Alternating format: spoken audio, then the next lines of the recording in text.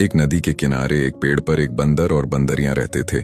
एक दिन अचानक आकाशवाणी हुई कि आज 2 बजे जो भी इस नदी में छलांग लगाएगा वो अगला राजा बनेगा। अब बंदरिया ने ठीक रात के 2 बजते ही उस नदी में छलांग लगा दी और वो एक सुंदर सी रानी बन गई। सुबह उठकर बंदर ने देखा तो उसे बंदरिया नहीं दिखी। फिर इधर उधर देखने पर उसकी नजर रानी बनी। उस बंदरिया पर पड़ी तो बंदर ने पूछा कि यहाँ एक मेरे जैसी बंदरिया रहती थी, क्या आपने उसे देखा है? उस रानी ने जवाब दिया, वो बंदरिया मैं ही हूँ। कल जब भविष्यवाणी हुई थी कि इस नदी में जो छलांग लगाएगा वो राजा बन जाएगा, तो मैंने रात में छलांग लगा दी थी और मैं रानी बन गई। लेकिन मुझे ये नहीं समझ आ रहा कि आकाशवाणी तो तुमने भी सुनी थी, फिर नदी में छलांग क्यों नहीं लगाई थी? बंदर मायूस होकर बोला, मुझे विश्वास नहीं हो रहा था कि भला नदी में कूदने से भी कोई राजा बन सकता है, इसीलिए मैं नहीं कूदा था। अब रानी बनी हुई बंदरिया ने ऐसा जवाब दिया कि बंदर को सोचने पर मजबूर हो गया और पछताने लगा। उसने कहा, मान लेता कि तू राजा नहीं बनता, लेकिन तेरे नदी में कूदने से बंदर तो तू तब भी रहता ना। और वहीं अगर तू बिना कुछ सोचे नदी में कूद गया होता तो आज तेरी भी किस्मत बदल चुकी होती और तू भी एक राजा होता। दोस्तों, वैसे तो ये सिर्फ एक कहानी है, लेकिन ये छोटी सी कहानी हमें बहुत बड़ी सीख देती है। कई बार हमें भी जीवन में कुछ ऐसे फैसले या रिस्क लेने होते हैं जिनसे हमारा पूरा जीवन बदल सकता है, लेकिन जब हमें मौका मिलता है तब हम हाथ पर हाथ धरे बैठे रह जाते हैं और उस मौके का फायदा उठाने से चूक जाते हैं और फिर बाद में पछतावे के अलावा और कुछ नहीं बचता। इसीलिए रिग्रेट करने से कई ज्यादा अच्छा है कि हमेशा हर मौके का फायदा जरूर उठाएं। हो सकता है आपका कोई एक फैसला आपकी किस्मत ही बदल दे। उम्मीद है आप बात को समझ गए होंगे और वीडियो अच्छा लगा हो तो वीडियो को लाइक करना ना भूलें।